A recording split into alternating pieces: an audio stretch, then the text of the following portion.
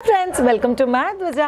गरोदरपणात तुम्हाला जर मळमळत असेल आणि अखंड कसं तरी होतं, तर एक्झॅक्टली ते कशामुळे होतं, त्यासाठी आपण काय करू शकतो आणि त्याच्यामुळे बाळाला काही त्रास होईल का, या सगळ्या गोष्टींची उत्तरं आपण आजच्या व्हिडिओमध्ये जाणणार आहे. पहिली आणि महत्त्वाची गोष्ट, कोणताही माणूस जो प्रेग्नेंट नाही आहे किंवा प्रेग्नेंट आहे त्याच्या बॉडीत एक मस्त सिस्टम देवाने केलेली आहे. तुम्ही जेवण इथून खाता, इथे तुमचं पोट आहे आणि पोटाच्या इथे एक असं झाकण आहे, तर जेवण आतमध्ये जातं, ते झाकण बंद होतं आणि मग जेवण डायजेस्ट होतं. पण हे जे झाकण आहे ना, ते सॉफ्ट टिश्यू आहे. तर तुमच्या प्रेग्नन्सीमध्ये सिग्नल जातो ब्रेनमधून दॅट सॉफ्ट टिश्यू रिलॅक्स, त्याच्यामुळे हे झाकण प्रॉपरली क्लोज होत नाही, लूज राहतं.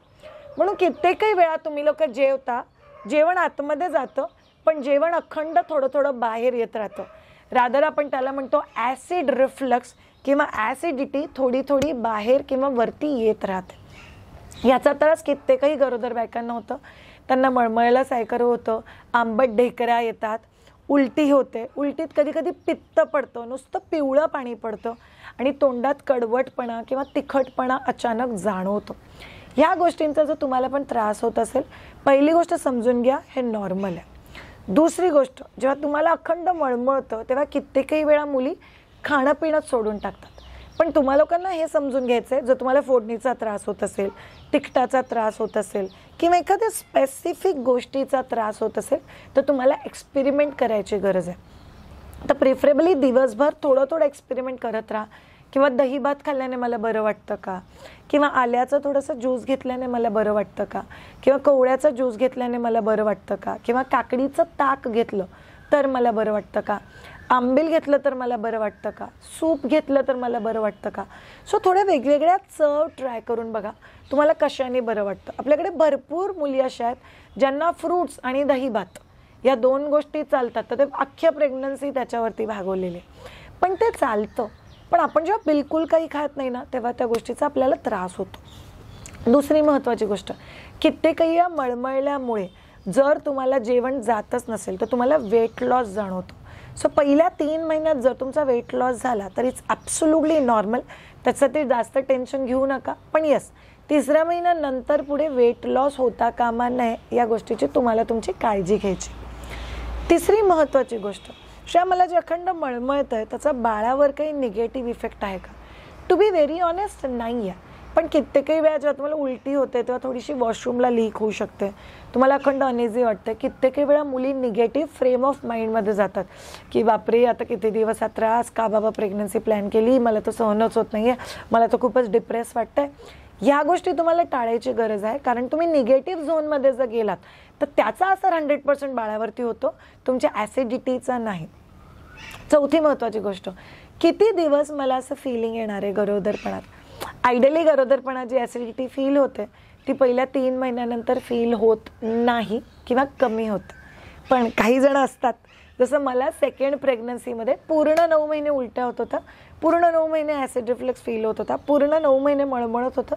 पण हे सगळ्यांच्या बाबतीत होतंच असं नाही, काही जणांच्या बाबतीत होतं, काही जणांच्या बाबतीत होत नाही. म्हणून जास्त टेन्शन घेऊ नका. आयडियली तुम्ही असा माणूस असला पाहिजे, बाबा 3 महिन्यानंतर मला जरा बेटर वाटतंय, आता कुठे मला जेवण जात आहे. तुम्ही लोक ह्या फीलने जर पुढे गेला तर तुम्हाला त्याचं खूप जास्त मदत होऊ शकते. नेक्स्ट व्हेरी क्रुशल आणि इम्पॉर्टंट थिंग्स, झोपताना प्रिफरेबली पाठीच्या वरचा जो भाग आहे तिथे एक सोलापुरी चादर किंवा अंथरुणाची घडी घ्या आणि मग झोपा, जेणेकरून तुमची बॉडी थोडीशी वरती असेल, त्यामुळे ॲसिड रिफ्लक्स मेलोडाऊन व्हायला मदत होते. दुसरी गोष्ट, जास्त वेळ उपासमार किंवा उपाशी राहू नका, त्याचा तुम्हाला त्रास होऊ शकतो. दर 1.5 ते 2 तासांनी थोडंसं नको होईना एखादी ॲपलची फोड, राजगिराची चिक्की, या गोष्टी तुम्ही घ्या. तिसरी गोष्ट, साळीच्या लाह्या किंवा ज्वारीच्या लाह्या ज्या असतात त्या तुम्ही घेत राहा, त्याने तुमच्या ॲसिडिटीला बऱ्यापैकी मदत होते कंट्रोलमध्ये राहण्यासाठी. चौथी महत्त्वाची गोष्ट, जर तुम्हाला सकाळी उठल्यावर मळमळत असेल तर सकाळी उठता क्षणी तुम्ही टोस्ट किंवा ग्लुकोजचं बिस्किट खाऊ शकता, त्यांनी एक्स्ट्रा ॲसिड अब्झॉर्ब होतं आणि त्यांनी पण तुमचा त्रास बऱ्यापैकी कमी होईल.